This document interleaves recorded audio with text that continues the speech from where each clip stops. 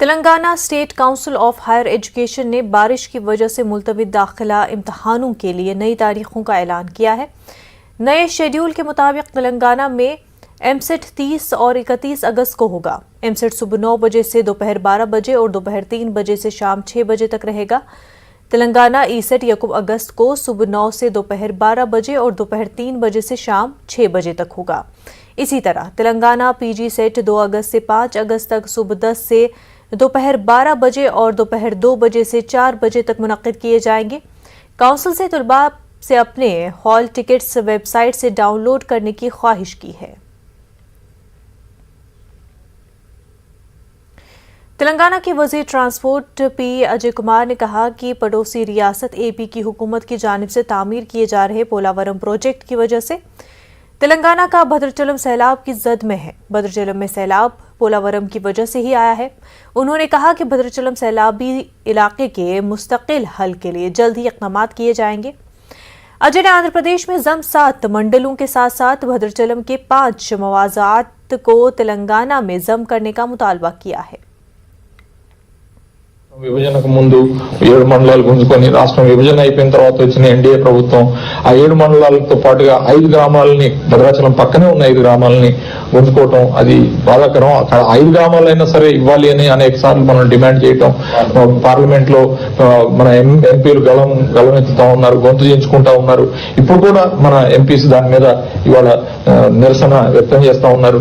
ఈ 5 గ్రామాలు ఏవైతే ఉన్నాయో ఈ 5 గ్రామాలు భద్రాచలం ఆనుకొని ఉన్న గ్రామాల్లో వాళ్ళు కంప్లీట్ గా వాళ్ళు కరకట్టకు సంబంధించిన నిర్వహణ బాగలేదు। అక్కడ నుంచి వాటర్ వస్తా ఉన్నాయి। ఫ్లడ్ ముందు రోజు దాదాపు 30 లక్షల క్యూసెక్లు వాటర్ వస్తుంది, 80 అడుగులు పోద్దా 70 అడుగులు పోద్దా తెలియని పరిస్థితుల్లో 14వ తారీఖు రాత్రి ఆ ఎటపాక అని ఉంటది, ఆ ఎటపాక ఆ 5 గ్రామాల్లో వన్ ఆఫ్ ది విలేజ్ అక్కడ మొత్తం కరకట్ట మొత్తం కూడా డాంపన్ అయిపోతా ఉంది। డాంపన్ అయిపోయి అంటే మన తడి బారుతా ఉంది, అక్కడ నుంచి లీకేజ్ వస్తుంది। అది బ్రీచ్ అయితే ఇబ్బంది అని చెప్పి అక్కడ ఎవరు అధికారులు లేరు పట్టించుకోవాలి, లేకపోతే మన ఇరిగేషన్ అధికారులను అప్పటికప్పుడు పంపించి దాన్ని స్ట్రెంథెన్ చేసి ఒక 50 లారీల శాండ్ ని తర్వాత మట్టిని అంతా పంపించి పంప్ చేసి రీరోలింగ్ చేపించి స్ట్రెంథెన్ చేసి అక్కడంతా మా జిల్లా కలెక్టర్ రాత్రి 1 గంటకు కాపలా కాసిండు అక్కడ। అంటే ఇలాంటి పరిస్థితులు ఉన్నాయి।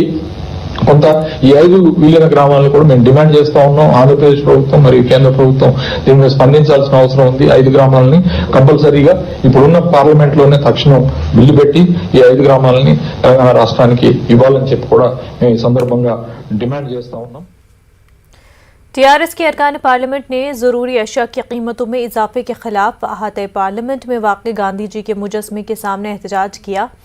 उन्होंने इल्ज़ाम लगाया कि अशियाए ज़रूरिया की कीमतें काबू से बाहर हो गई हैं। बढ़ती हुई महंगाई के पस मंज़र में आम आदमी की जिंदगी अजीरन होती जा रही है।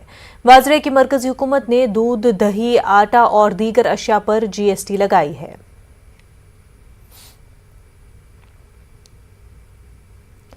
तेलंगाना के वज़ीर आला के चंद्रशेखर राव की जानिब से हालिया दिनों दरियाए में गोदावरी बादल फटने से सैलाबी सूरत हाल के लिए बैरून ममालिक की साजिश के शुबे पर मरकजी वजीर ने रद्द-ए-अमल जाहिर किया है। मरकजी वजीर सयाहत जी किशन रेड्डी ने कहा कि मरकजी हुकूमत KCR के बयान पर संजीदगी जाहिर की है। तेलंगाना CM अपने बयान के साथ साथ तफसीलात फराहम कर रहे मरकजी हुकूमत मामले की हाई लेवल जांच के लिए तैयार है ताकि बैरून ममालिक की साजिश को बेनकाब किया जा सके। फ्लड से ये बहुत कॉन्स्पिरेसी है। ये जो क्लाउड बस्ट के नाम पर पहले भी और लद्दाख में और उत्तरांचल में भी ऐसे अलग अलग विदेशों के जो फोर्सेस है, देश के विदेशी के फोर्सेस क्लाउड बस्ट के द्वारा बहुत बड़ा पैमाने से बरसात आने के कारण फ्लड्स आया। फ्लड्स आने के कारण बहुत बड़ा नुकसान भारत में हुआ है, ऐसा तेलंगाना के मुख्यमंत्री बोले हैं। रेस्पेक्टेबल चीफ मिनिस्टर ने बोला है। ये भारत सरकार सीरियस ले रहे।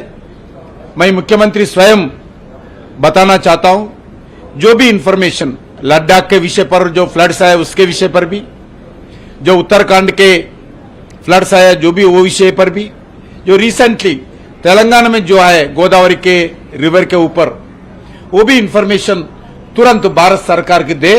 भारत सरकार इस विषय पर कार्रवाई करके इंटरनेशनल लेवल पे जो कार्रवाई करके इसका कौन देश है इसके पीछे, कौन सा संगठन है इसके पीछे, हम इंक्वायरी करना चाहते हैं। मगर हमारे को भारत सरकार को अभी तक कोई ऐसा सूचना भी नहीं है।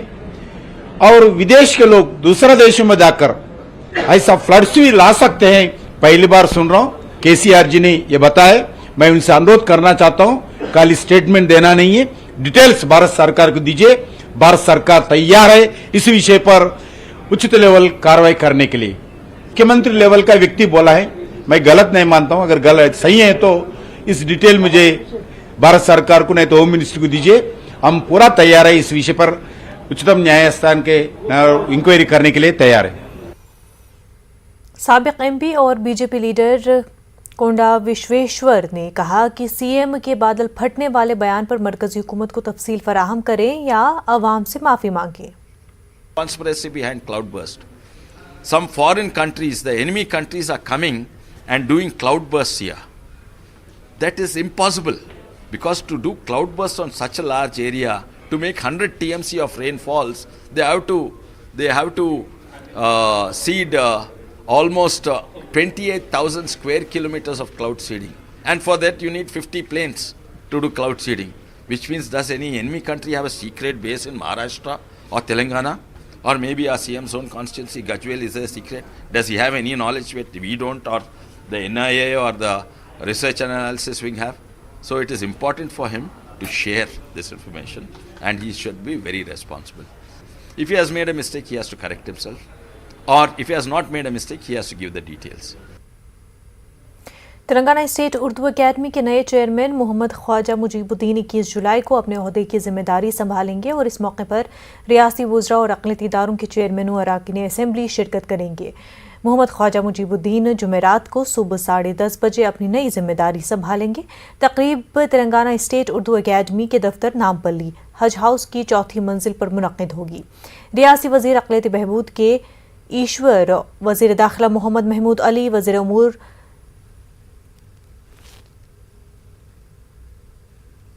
प्रशांत Reddy, chairman Telangana state Waqf board Mohammed Masiullah Khan, chairman अक़लियती मालियाती corporation Imtiaz Ishaq, chairman Telangana state Haj committee Mohammed Salim और मुत्तहिदा अज़ला निज़ामाबाद कामा रेड्डी के तमाम अरकान असेंबली शिरकत करेंगे।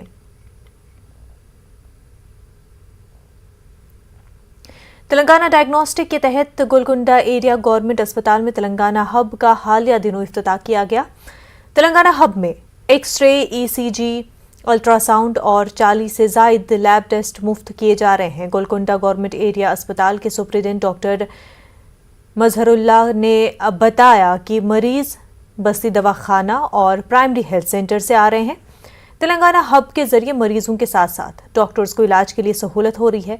उन्होंने अवाम से हुकूमत की दी गई सहूलत से इस्तिफादा की अपील की है। वाज़ेह है कि तेलंगाना हुकूमत ने अवाम को मुफ्त और मयारी इलाज के लिए बड़े पैमाने पर काम कर रही है। गवर्नमेंट तेलंगाना हब गवर्नमेंट के ज़रिए से एक्सरे मशीन है हमारे पास, ईसीजी मशीन है, ultrasound machine cost about 10 lakh government हमें दिया है। इससे जो भी हमारे पास गोलकुंडा एरिया हॉस्पिटल के जो बस्ती दवाखाने से जो पेशेंट्स आ रहे हैं, यहाँ पे हम लोग फ्री ऑफ कास्ट, एक पैसा चार्ज नहीं हो रहा और पेशेंटों को इतनी खिदमत मिल रही है। मैं शुक्रगुजार हूँ तेलंगाना गवर्नमेंट का। हॉस्पिटल में रिसेंटली तेलंगाना डायग्नोस्टिक्स के अंडर तेलंगाना हब इनॉग्रेट हुआ। इस हब में हम लोगों को पेशेंट्स के लिए बहुत सारे फैसिलिटीज़ फराहम कर रहे हैं, जैसे कि एक्सरे है, ईसीजी है, अल्ट्रासाउंड है। अल्ट्रासाउंड की मशीन की बात करें तो हाईली एडवांस्ड अल्ट्रासाउंड मशीन है हमारे पास, जिसमें अब्डोमेन प्रोब, कार्डियक प्रोब और इवन जो है टीवीएस प्रोब अवेलेबल है। तो इससे हो रहा है कि तो अभी टाइम सेव हो रहा, पेशेंट जो है करीब में हमारा एरिया हॉस्पिटल में आ रहे और यहाँ पे इमीडिएटली हम लोग इन्वेस्टिगेशंस करके उसका ट्रीटमेंट बहुत जल्द से जल्द शुरू हो रहा। तो पेशेंट को भी एक फ़ायदा है कि टाइम वेस्ट नहीं हो रहा, जल्द से जल्द ट्रीटमेंट शुरू हो रहा, कॉम्प्लिकेशंस नहीं हो रहे। और डॉक्टर्स को भी, हम लोगों को भी एक फैसिलिटी मिली कि हम मैक्सिमम से मैक्सिमम ट्रीटमेंट कर सकते हैं जब हमारे को एक इन्वेस्टिगेशंस का बैकअप रहता।